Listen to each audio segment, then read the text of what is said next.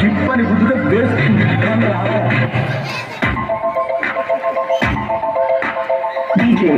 అందెలతో చిట్టపట చిరు సౌబడితో శశి పురుల ముడిని తార విడిచి